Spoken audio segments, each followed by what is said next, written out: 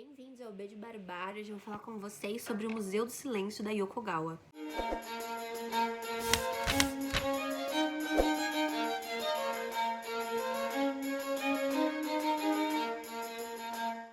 Bom, pessoal, esse livro aqui eu li pro Clube do Starnone, que é o clube que eu tenho com o Hilário, da leitura de cabeceira, e o Matheus, do literato brasileiro. Essa aqui foi uma sugestão do Hilário pro clube, e eu já tava com vontade há um tempo de ler mais asiáticos. Eu tinha comentado com vocês em algum vídeo de fechamento de ano, se eu não me engano, o de 2019 para 2020, mas isso não tava acontecendo por inércia minha, né? Aquele tipo de objetivo que a gente não traz pra prática, e esse livro foi uma grande oportunidade de eu ver o que eu tava perdendo, porque eu adorei esse livro. Os meninos nem gostaram tanto quanto eu, mas eu fiquei encantada pela Yoko Gawa e tô louca pra conhecer mais livros dela. Esse livro aqui, primeiro, né, vamos falar do que eu estou lendo, não do que eu quero ler. Esse livro aqui conta a história, então, de um museólogo, e os personagens aqui não tem nome. O museólogo vai pro interior, então, conhecer essa velha, ela é chamada assim, a velha, inclusive entre os personagens, não só pelo narrador, que quer abrir um museu. E ele é contratado por essa velha que trata ele muito mal e que não explica nada pra ele. Ele aceita o trabalho sem saber que museu ele faria. Mas não é como se geralmente fazer museus implicasse muitas questões éticas, né? Então, talvez faça sentido ele aceitar um pouco isso, né? E a personalidade do museólogo é muito de ser fechado, né? Então ele não interfere muito nas conversas, né? Ele mais trabalha numa ideia de resposta ao que é pedido dele. Depois de um tempo ali, ele descobre então que essa velha quer criar um museu e que esse museu vem de uma experiência antiga dela. Quando ela era bem jovem, um dos jardineiros morreu na frente dela, e o primeiro ímpeto dela foi recolher uma coisa que simbolizasse muito esse jardineiro, e que no caso foi então o alicate que ele estava usando. Depois disso, a velha começou, né, quando ela ainda era jovem, começou a recolher os objetos de cada pessoa que morria naquela vila. E ela decide fazer isso porque ela percebe que, assim, se alguém morre e você pede para a família um objeto, a família não vai dar o objeto mais representativo, ela vai dar o objeto que de alguma forma exacerbe, que de alguma forma ela vai dar um objeto que de alguma forma exacerbe, que exagere, que demonstre, que apresente a melhor qualidade dessa pessoa, né? Então, por exemplo, eu que sou uma jornalista, alguém vai dar a minha caneta tinteiro, vai, né? Colocando no tempo e espaço do livro.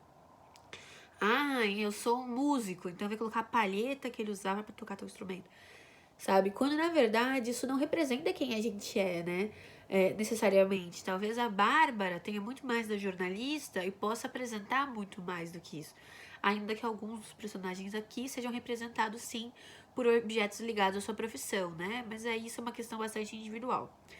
E aí o que acontece? Essa mulher tá velha, ela não pode nem mais roubar e ela não tem mais onde colocar. Ela tá ali numa idade de avançada, ela quer que esses objetos venham ao conhecimento da população da vila, e ela decide criar esse museu então, que chama Museu do Silêncio. E esse Museu do Silêncio não é à toa esse nome.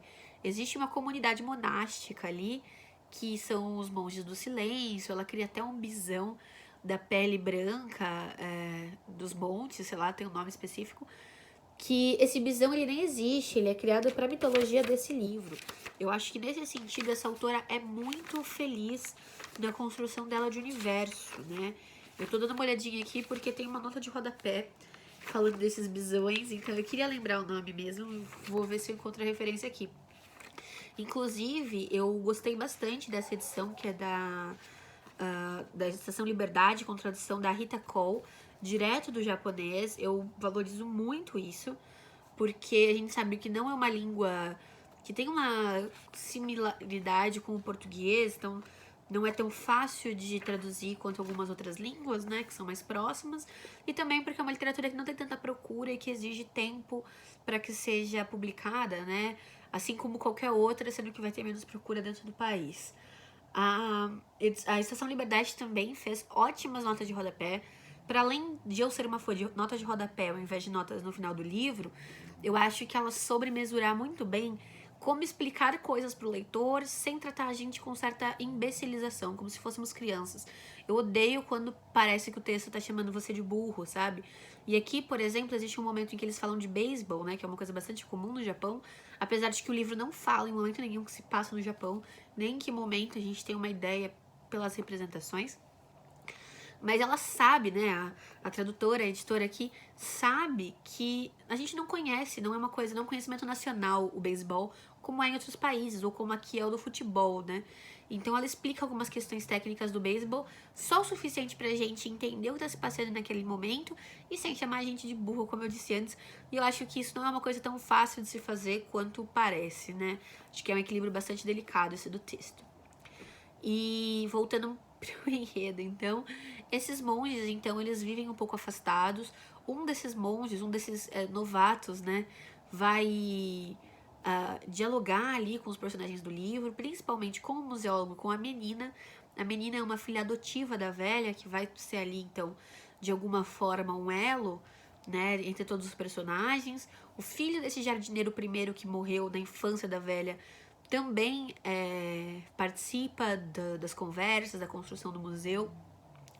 Existem vários acontecimentos aqui paralelos que dão uma dimensão muito interessante para o livro, então eu não vou contar para vocês um deles porque eu acho legal a surpresa, mas tem um momento que começam a acontecer assassinatos e você tá numa vila pequena que todo mundo se conhece, então isso não é comum, como é muito comum nos dias de hoje nas grandes cidades, por exemplo, né?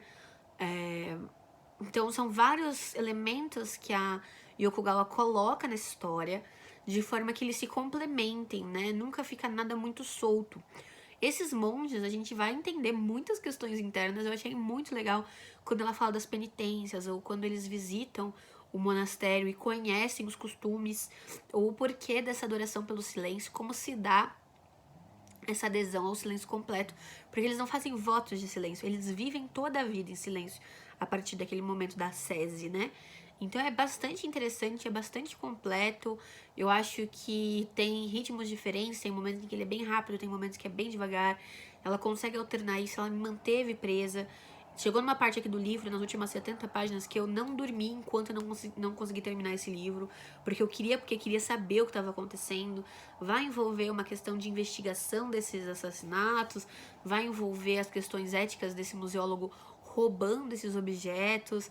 Então, assim, tem muitas questões. Tem a família do museólogo que aparece também em segundo plano. É um romance que tem, deixa eu até ver, 300 páginas, exatamente 300 páginas, mas que tem bastante coisa aqui dentro. E a construção disso pra mim, ela é irretocável, né? Você pode dizer que tem questões que podem estar um pouquinho de fora, essa questão do beisebol mesmo se perde depois do livro, mas eu acho que a construção e a organização do enredo pela autora é fantástica, eu gostei muito. Eu quero muito ler o outro livro dela, que é muito famoso também, que é A Fórmula Mágica da Professora, se eu não me engano, e que é publicado também pela Estação Liberdade. Eu espero que esse livro aqui seja motivador de novas leituras orientais, principalmente de autoras mulheres. Inclusive, eu agradeceria muito a vocês que me indicassem outros livros aqui embaixo.